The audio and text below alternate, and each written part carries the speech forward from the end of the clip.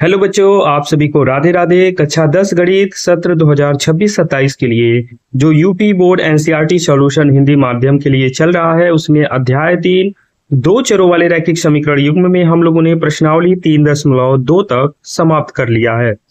आज आपका प्रश्नावली 3.3 प्रारंभ होने जा रहा है और प्रश्नावली 3.3 में प्रश्न संख्या 1 हम लोग भाग 1 देखेंगे। कुल 4 प्रश्न हैं और हम आज केवल 2 प्रश्नों पे चर्चा करेंगे और वो 2 प्रश्न क्या रहने वाले हैं, उससे पहले आपसे रिक्वेस्ट है कि आप वीडियो के अंत तक बने रहिएगा, क्योंकि वीडियो को स्किप करेंगे तो आपको क्वेश्चन नहीं समझ में आएगा। तो आज का पहला क्वेश्चन आपके सामने ये है। उससे पहले मैं आपको बता दूं कि आज का जो हम लोग प्रश्न करने वाले हैं वो आपका प्रश्नावली 3.3 है। प्रश्नावली 3.3 का आज हम लोग प्रश्न करने जा रहे हैं, तो वीडियो के अंत तक बने रहिएगा जैसा कि आपको बताया गया है। और ये प्रश्न क्या है, ध्यान से देखिएगा। इस प्रश्न में बात हो रहा है कि निम्नलिखित समीकरण युग्म को विलोपन विधि और प्रतिस्थापन विधि से हल करना है। कौन सी विधि अधिक उपयुक्त है? आपको प्रतिस्थापन विधि बता दी गई है, तो इन प्रश्नों को आप प्रतिस्थापन से कीजिएगा। आज मैं आपको विलोपन से इस प्रश्न को हल करने का तरीका बता रहा हूं। तो पहले प्रश्न का हल क्या रहने वाला है, ध्यान से देखिएगा। पहले प्रश्न का हल, सबसे पहला कार्य करेंगे, जो समीकरण है उसका नाम दे दीजिए। तो x प्लस वाई बराबर 5, ये पहला समीकरण, और 2x माइनस 3y बराबर 4, ये हो गया दूसरा समीकरण। जब भी विलोपन विधि का प्रयोग करना होता है तो जो भी दो चर आपका दिया है उन चरों में उनका गुणांक जो होना चाहिए किसी एक का समान करना होता है या समान होना चाहिए। x का गुणांक देखें तो पहले समीकरण में 1 है, दूसरे समीकरण में 2 है, दोनों अलग अलग है।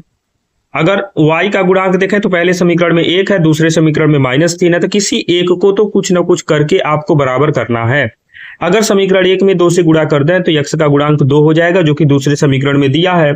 तो यहां लिखेंगे समीकरण 1 में 2 से गुणा करने पर, समीकरण 1 में 2 से गुणा करने पर अब समीकरण 1 में आप 2 से गुणा करने जाइएगा तो 2x हो जाएगा प्लस 2y हो जाएगा, 5 दूना 10 बन जाएगा समीकरण नंबर 3। और जस्ट समीकरण नंबर 2 इसके नीचे रखिएगा, क्योंकि x का गुणांक अब हो गया है बराबर। और जब x का गुणांक बराबर हो गया तो इसी को कहते हैं विलोपन विधि। अब यहां पर देखिएगा, x का गुणांक बराबर हो गया, अगर दोनों का चिन्ह समान है तो घटाएंगे, दोनों का चिन्ह विपरीत होगा तो जोड़ेंगे। अब दोनों का चिन्ह समान है तो यहां लिख देंगे कोने में घटाने पर। घटाने से होगा क्या, ये प्लस है तो माइनस हो जाएगा, जो माइनस है वो प्लस हो जाएगा, और प्लस माइनस, अब 2x प्लस 2x माइनस हो जाएगा कैंसिल। इसीलिए ऐसा किया जाता है इनको कैंसिल करने के लिए। यही पूरी प्रक्रिया आपकी विलोपन विधि में आती है। अब 3 और 2 आपका बन जाएगा 5y, और बराबर में 10 में से 4 जाएगा, कितना बचेगा 6। तो इस तरह से y का मान आ जाएगा 6/5। अब आपको क्या करना है, इसी का मान किसी एक समीकरण में रख दीजिए। तो समीकरण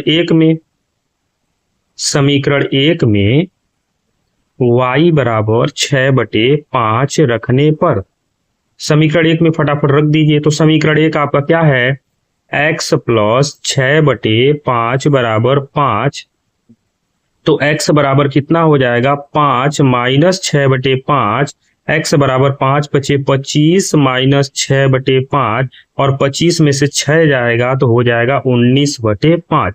तो x भी आ चुका है, y भी आ चुका है, तो लिख देंगे अतः आपको हल ही पूछा है, तो हल जो होगा इस प्रश्न का वो 19/5 और 6/5 होगा। यही इस प्रश्न का आंसर हो जाएगा।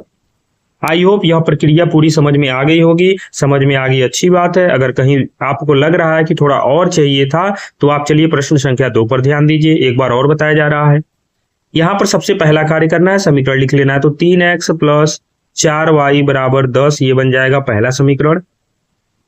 2x माइनस 2y बराबर 2, ये बन जाएगा दूसरा समीकरण। उसके बाद आपको दोनों चर के गुणांक को देखना है। x का गुणांक 3, x का गुणांक 2। यहाँ पे आपको क्या करना है, दोनों अभाज्य संख्या देखने को मिल रहा है तो ये थोड़ा सा अलग हो जाएगा। दूसरे में देखें तो y का गुणांक 4, एक में y का गुणांक 2, तो 2 को 4 बनाया जा सकता है। तो समीकरण 2 में 2 से गुणा कर दीजिए। तो समीकरण 2 में 2 से गुणा करने पर, 2 से गुणा करने पर, अब समीकरण 2 में 2 से गुणा कीजिएगा तो समीकरण 2 आपका 2 दूना 4x हो जाएगा, 2 दूना 4y हो जाएगा और 2 दूना 4 ये बन जाएगा समीकरण नंबर 3। और इसी के नीचे समीकरण 1 लिखिएगा, 3x प्लस 4y बराबर 10, ये हो गया समीकरण नंबर 1। अब इसी को विलोपन कहेंगे। अब यहां पर देखिएगा y का गुणांक बराबर तो हो गया लेकिन चिन्ह विपरीत है, और हमने बताया अगर चिन्ह विपरीत है तो आप जोड़ेंगे तो लिखेंगे जोड़ने पर, और जब भी आप जोड़िएगा तो चिन्ह नहीं बदलेगा। जैसे आप बगल वाले में देख रहे हैं घटाने पे चिन्ह बदला है ना, जोड़ने पे चिन्ह नहीं बदलता। 4y कैंसिल हो जाएगा, 4 3 हो जाएगा 7x और ये हो जाएगा 14। 7 से 14 जाएगा 2 बार में तो x का मान आ जाएगा 2। इसी को आप कहाँ रख दीजिए, समीकरण 1 में रख दीजिए या 2 में रख दीजिए, जहां भी आपको उचित लगे। तो समीकरण 1 में x बराबर 2 रखने पर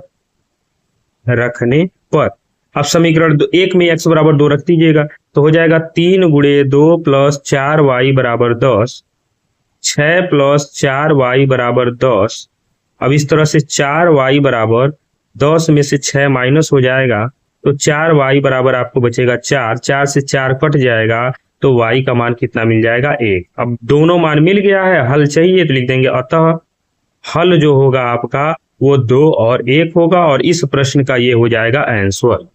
आई होप यह प्रश्न आपको समझ में आ गया। प्रश्नावली 3.3 भाग 1 में आज हम लोग प्रश्न संख्या 1 का पहला और दूसरा देखा है। पहले में हम लोगों ने विलोपन विधि का प्रयोग किया है और दूसरे में भी हम लोगों ने विलोपन विधि का हल किया है। प्रतिस्थापन विधि आपको बता दी गई है, तो इन दोनों प्रश्नों को आप हल करेंगे प्रतिस्थापन विधि से, और दोनों प्रश्नों को आप लोग देखेंगे प्रतिस्थापन से हल करने के बाद क्या हमारा आंसर सही आ रहा है कि नहीं। अगर आंसर आपका सही आ रहा है तो बहुत अच्छी बात है, अगर आंसर आपका सही नहीं आ रहा है तो आपको इस पे काम करना पड़ेगा, और आप जब काम करेंगे तो वहां से आपको बहुत सारी चीजें सीखने को मिलेंगी। और आप वीडियो के अंत तक बने हुए हैं तो लगे हाथ आप वीडियो को लाइक भी कर दीजिए और अपने फ्रेंड तक शेयर जरूर कर दीजिए। मिलते हैं प्रश्नावली 3.3 के भाग 2 में। राधे राधे।